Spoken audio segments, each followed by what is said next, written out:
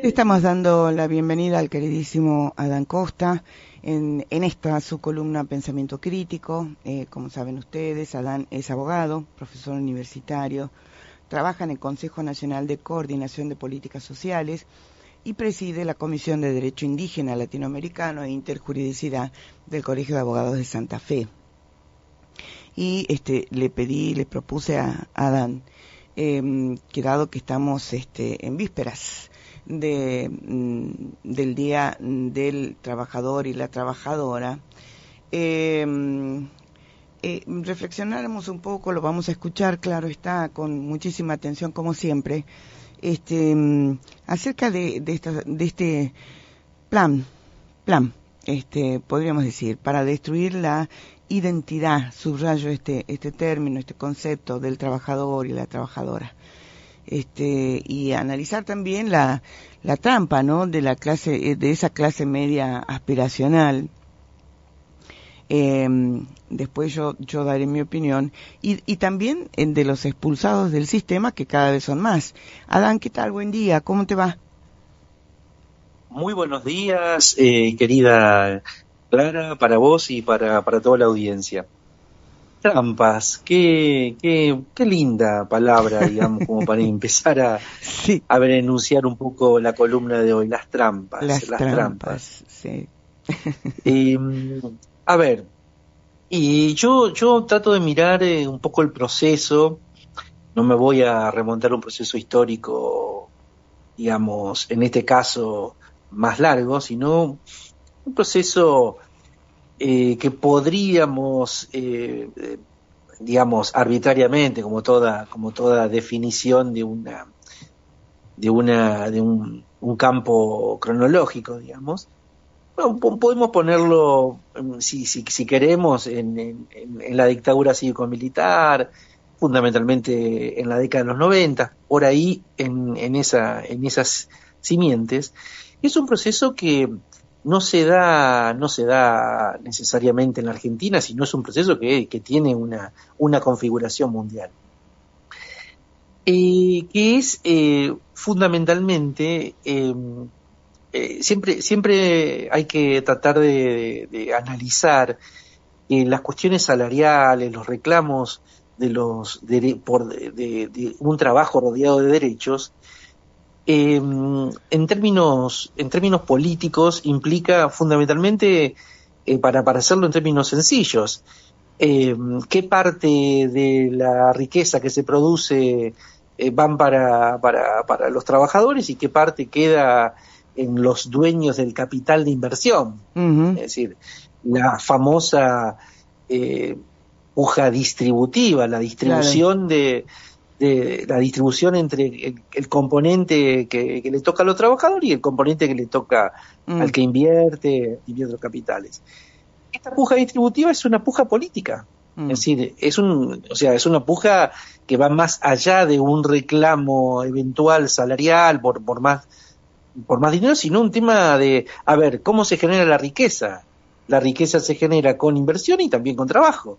Es decir, no es que la inversión ingresa sola y produce justamente la riqueza y el trabajador necesita de esas inversiones para generar trabajo. Lo digo en términos muy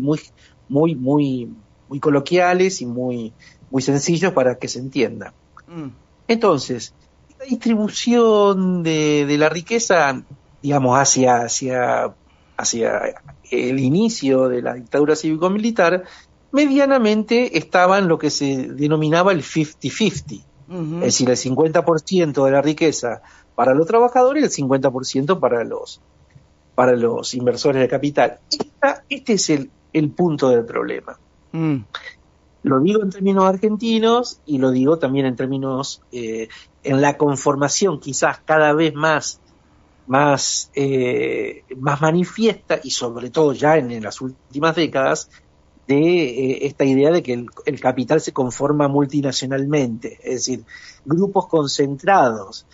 Cuando se da el posicionamiento de estos grupos concentrados del poder y que a su vez también comienzan a ponerle rostro político a sus apetencias a sus apetencias de mayor posicionamiento de este margen de la torta para los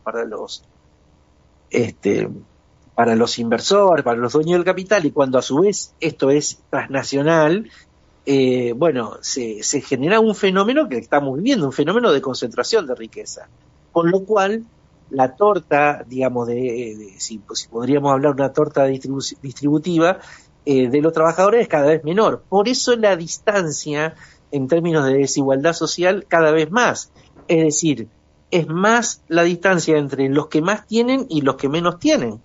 Es decir, y esto se mide, hay un indicador bastante eficiente que es el de Gini, que mide la distancia entre el decil más rico del decil más pobre, 22, 23 veces más, 22, 23, 24 veces más, y ahí estamos. Bueno, entonces este sería el primer análisis que de tipo político. Sí, ahora ahí entonces, Sí. Antes de que pases a otro núcleo Sí. conceptual, Sí.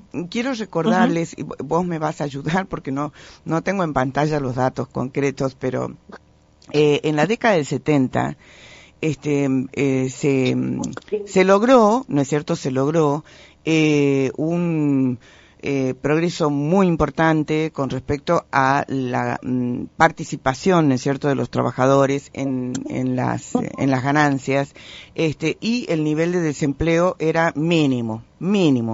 Sí, mínimo. No llegaba a un punto. Claro, entonces y la relación era de introducir hasta incluso un poquitito más para los trabajadores. Un poquitito más. Lo que digo, por supuesto, no se nos escapa, no es que estemos haciendo un señalamiento ahistórico, sino con todos sobre todo esto que vos acabas de decir, este factor, ¿no es cierto?, de concentración de poder financiero global, y por ende de concentración de poder político, ¿no es cierto? Una cosa va de la mano de la otra, pero además había esto que no sé si lo defino bien, pero había una cosa que el peronismo les dio a las masas trabajadoras: identidad y conciencia de tales, conciencia de trabajadores y de sus derechos, ¿no? No sé si vos lo ves así. Totalmente.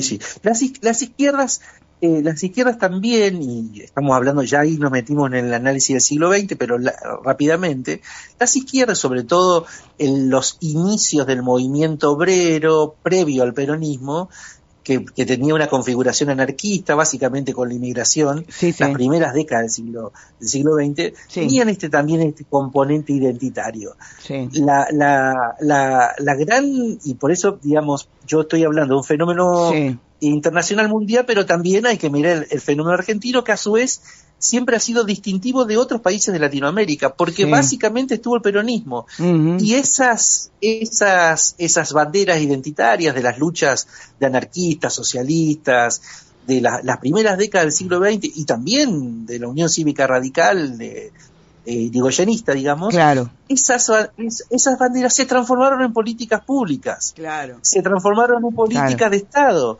se transformaron en esta conciencia, y ahí está el doble juego, es el doble juego cultural con cuestiones materiales, es decir, lo material implica que esa riqueza material se veía reflejado en los bolsillos, en los bolsillos de cada uno de los trabajadores, y había una conciencia de que a partir del trabajo, una persona podía relacionarse en su vida, podía desarrollar su vida afectiva, familiar, sus propias aspiraciones con respecto a sus sueños, sus deseos, y que con un trabajo bien rodeado de derechos era suficiente. Y ahí la relación entre trabajo y ocio, que ese es un tema muy vigente, la relación entre trabajo y ocio en términos de derecho a la recreación, incluso para la propia satisfacción, no transformarnos en lo que ese film de Carlos Chaplin de tiempos modernos, ¿no? De tiempos modernos. Exacto, el trabajo hecho máquina, el hombre hecho trabajador tipo maquinizaciones. Estaba viendo el modelo fordiano, digamos, de Estados Unidos. Sí. Pero voy a este punto, digamos que es interesante tocar este segundo nivel de análisis, que es la dimensión cultural. Es decir, a medida de que el poder económico se fue concentrando más y la torta se hizo más chica para los trabajadores, se agrega una dimensión que es letal a la hora de justamente la conciencia de los derechos. Es que justamente puede existir un trabajo sin derechos. Claro. Y entonces esta transformación en la práctica, porque es una transformación que se dio en la práctica, Claro. comenzó a darse en esta relación que digamos en términos del siglo XXI y sobre todo en la última década del siglo XXI, sobre todo porque este es un fenómeno específico de los últimos 10-15 años, nos encontramos con que los trabajadores bajo convenciones colectivas de trabajo, que es la manera de rodear el trabajo de derechos, esa torta se achicó dramáticamente. Es decir, prácticamente la mitad de los trabajadores están bajo convenios, convenciones colectivas de trabajo, y la otra mitad de los trabajadores no. Y acá está el valor agregado en lo cultural. Este grupo de trabajadores importantísimo grupo de trabajadores que prestan su fuerza laboral en términos de servicios, sobre todo en términos de servicios, prestan su fuerza laboral, no tiene conciencia de que es trabajador. Claro.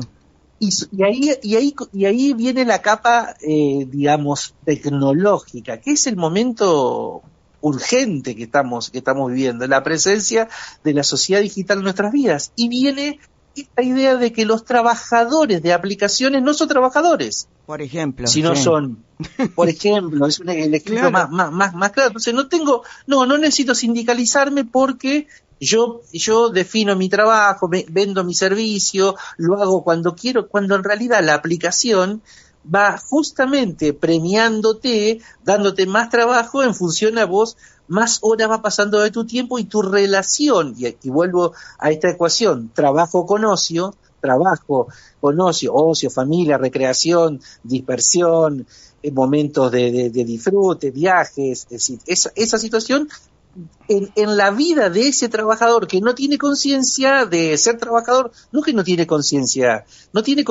de que el trabajo tiene que darse en relación a derechos, y esto forma parte de una puja, puja que es una puja política, insisto, esto no hay que pedir, no hay que prestarle, no hay que quitarle esta tensión, porque es una tensión en la relación entre el capital y el trabajo. Entonces, y la sindicalización ha sido la respuesta a la Argentina en relación a acompañar políticas públicas. Y esta fase, y una última fase, que yo diría así, sí, por eso intenté hacer un cierto esquema de proceso, la fase institucional es la fase que fundamentalmente comienzan a darse leyes de modernización laboral, llamadas leyes de modernización laboral, que, bueno, hace muy pocos el Parlamento argentino votó una ley de modernización laboral. ¿Qué significa eso? Fundamentalmente, el esquema normativo en el cual el trabajo da derechos y yo puedo reclamar en los tribunales de trabajo mi situación puntual cuando un empleador no cumple con sus obligaciones fiscales, previsionales, sus condiciones de trabajo, su pago en relación a las horas que están fijadas bajo convenio, en fin, toda esta dinámica que es del derecho laboral empieza a perder vigor. Y es más, también se afecta a los tribunales, es decir, se afecta a los tribunales del trabajo, que son la especificidad lograda con esta política de Estado. Una política de Estado no es solamente legitimar que un trabajador cobre vacaciones o usufructe de vacaciones, sino que también se saque del fuero privado, es decir, fuero judicial privado, y se creen tribunales especiales del derecho del trabajo. Que esto también está puesto en cuestión. Es decir, estamos en una fase de institucionalización de esto que se viene dando en la práctica. Y que la práctica es posible porque fundamentalmente hay una legitimación cultural. Esta falta de conciencia no es algo que le vamos a cargar al chico o la chica que se pone en la mochila de una de estas aplicaciones de servicios de entrega, de delivery, sí. Y porque no le vamos a cargar a esa persona. Pero no son los únicos, ¿no? Ojo. Es un problema político. No, eso no es único. No, estoy hablando de algo que es visible. Perdón, doy sí. doy el caso, por ejemplo, de los becarios del CONICET. Los becarios del CONICET no tienen estatus de trabajadores. No sé si la gente sabe, quienes nos escuchan, que un becario del CONICET no tiene sueldo. No tiene salario, se llama estipendio. ¿Por qué? Sí. Se llama estipendio justamente, ¿no es cierto?, para diluir la relación laboral. No tienen aportes para previsionales, ¿no es cierto?, entre otras tantas cosas. Y estamos hablando, ¿no es cierto?, de becarios del CONICET. Es decir, el movimiento de expulsión es cada vez más pronunciado, ¿no? Y también lo hace el Estado con el tipo de relaciones laborales, que son relaciones laborales, pero que no las reconoce como tal. El propio Estado actuando como empleador. Claro. Entonces, todo un sistema de becas pasantías, que fundamentalmente es trabajo joven, trabajo de inicio, pero ese trabajo de inicio, que podría ser a un determinado periodo de aprendizaje, rápidamente debería pasar a un estadio de trabajo con derechos. Pero del propio Estado tenemos la situación, y por eso esta primer fase del gobierno actual fue expulsar trabajadores públicos. Esos trabajadores públicos eran estos trabajadores que quizás tenían 20 años de trabajo, pero bajo estos sistemas que son de trabajo precario, es decir, de precarización laboral.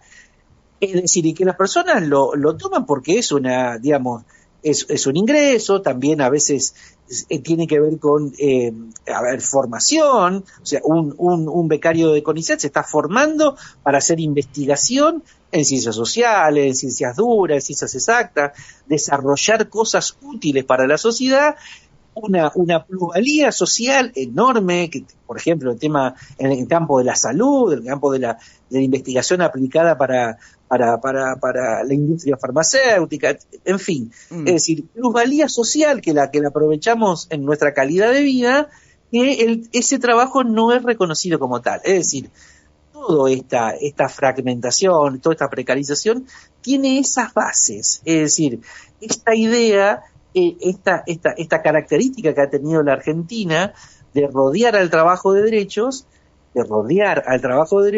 es lo que se puso en crisis lentamente, ingresando también con esta fase muy, muy fuerte de tipo cultural, de legitimación cultural, que hoy es muy alarmante, funciona, a la sociedad digital.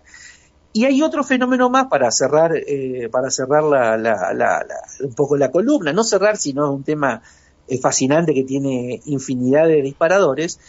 Pero el fenómeno, a su vez, el fenómeno actual, es un fenómeno en esa relación que yo traté de reseñar, que la recupero, la relación entre el trabajo y el ocio. El fenómeno del pluriempleo es el fenómeno que prácticamente te deja sin capacidad de ocio, te robó tu ocio. ¿Por qué? Porque una persona quizás tenga un trabajo en blanco que no es suficiente, ese trabajo en blanco está bajo la línea de pobreza, entonces tiene que seguir prestando otro tipo de servicios. ¿Para qué? Para cubrir un piso que antes un solo trabajo se lo daba, y esa relación armónica entre ocio y trabajo era equilibrada, y se equilibraba la propia existencia humana, ¿no? Porque eso es lo que está en juego, la calidad de vida de los seres humanos. Exacto. Es decir, si queremos ser una sociedad igualitaria, es la calidad de nuestra vida. Sí. Si yo tengo que trabajar 20 horas de trabajo para tener quizás el mismo nivel de requerimientos que una familia necesita para desarrollarse, y esa relación de trabajo con ocio que quizás no se ve tanto porque a su vez hay toda una cantinela cultural, el trabajo, los vagos y el trabajo, el esfuercismo, el meritocracismo, y lo estoy diciendo casi en forma peyorativa porque así yo no estoy en contra del esfuerzo, para nada. Sí estoy en contra del esfuercismo, porque el esfuercismo es un neologismo, ¿no? Que me perdonen la audiencia, decir, si no te esforzás y tenés que seguir esforzándote, buscate otro trabajo. Claro, toda esta dimensión... La carga con la persona, sí. Digo, toda esta dimensión que vos estás señalando, y lamentablemente no la podemos profundizar en este tiempo, tiene que ver con la dimensión humana del trabajo. Digo esto, subrayo la dimensión humana, porque, entre otras cosas, el plan maestro, y lo estoy diciendo claro con ironía, el plan maestro, ¿no es cierto?, de estos señores tecnofeudales, el plan maestro es caminar hacia el transhumanismo, lo que ellos denominan transhumanismo, que es ni más ni menos, ¿no es cierto?, que personas, aunque a ustedes les suene de ciencia ficción, ¿no es cierto?, de Ray Bradbury, pero con chips, y formar una elite en una suerte de eugenesia, ¿no es cierto?, y el resto somos descartables. Entonces, vamos camino hacia eso. Uno lo viene advirtiendo un poco medio gritando en el desierto, pero vamos camino hacia eso. Entonces, lo que vos estás señalando es la dimensión humana. Todavía. Todavía. Es así. Es que es la clave, porque de los conflictos, estas tensiones y conflictos en la sociedad, en la historia hay diversidades. Pero entonces siempre cuando hay confusión, ahí hay mucho río revuelto, uno siempre tiene que tener una respuesta hasta filosófica, que es la respuesta desde la ética. Es decir, la ética humana, esa es una clave de salida, donde hay y ética vinculada, en este caso al trabajo, a la dignidad, si la dignidad humana, me parece que es ahí donde nos tenemos que acercar, y ahí no le vamos a errar nunca el vizcachazo, para hablando en términos coloquiales. Es decir, ¿dónde está yo me siento digno trabajando 15 horas diarias o 20 horas diarias de 24 horas que tiene, o no me siento digno? Claro. ¿Qué calidad de vida tengo? Pero no solamente por calidad de vida, sino también en términos de dignidad. Y esa es una llave de fuga. Ese es un camino de salida que necesariamente las sociedades tienen que generar estos anticuerpos, porque esa es la mirada, es una reflexión interior que cada uno tiene. ¿Y qué hago? Y si yo no alcanzo fin de mes, y bueno, nada, me agrupo con el otro que está en la misma situación que yo y genero un debate colectivo y una reclamación colectiva. Si yo no estoy sindicalizado, bueno, me armo un sindicato. Es decir, esa es la respuesta, donde hay una dignidad, no una dignidad que uno solo está siendo afectado, sino es un grupo de personas que están atravesando circunstancias similares. El fenómeno del pluriempleo tiene que ver con esto. Es una consecuencia directa, incluso institucionalizada, en el sentido de que se están modificando las normativas, bueno, que nos afectan. En el día de los derechos del trabajo y de los trabajadores sujetos, me parece que la mejor reflexión que podemos hacer es esta. Tal cual. El camino de salida siempre es ético. Exactamente, querido Adán. Bueno, como trabajador, desde acá vaya un abrazo enorme, el cariño de siempre y muchísimas gracias. Muchísimas gracias para vos y la audiencia. Hasta la semana próxima. Hasta la próxima. Cerramos la columna Pensamiento Crítico a cargo de Adán Costa.